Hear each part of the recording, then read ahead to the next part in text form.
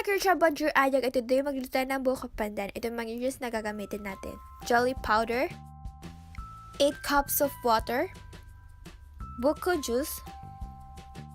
So first, gawin muna natin ng gulaman. Naglagay ng 8 cups of water and yung buko juice. Sunod naman ay naglagay ng sugar and jelly powder. And 1 cup of water at i-mix lang ito.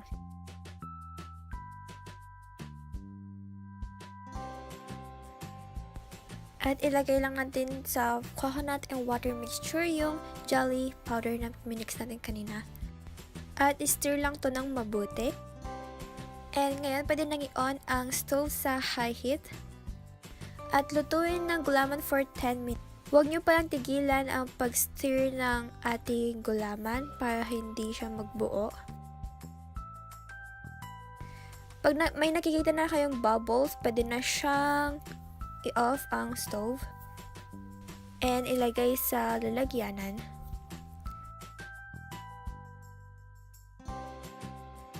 After that, hintayin na lang natin ang gulaman na lumamig. Pag matigas na ang gulaman, pwede na siyang i-slice into cubes. And let's move on sa mga ibang ingredients. Nestle cream,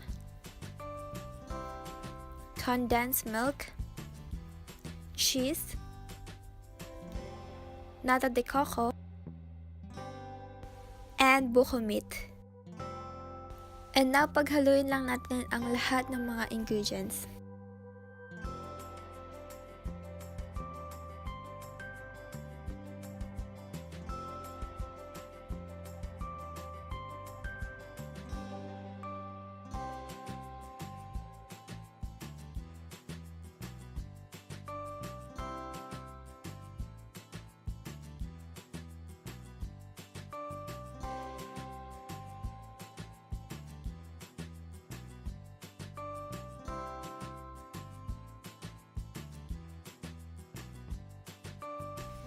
So, yun, ganun lang kadali ang buko pandan. Thank you guys for watching and hope you subscribe to my channel. Bye!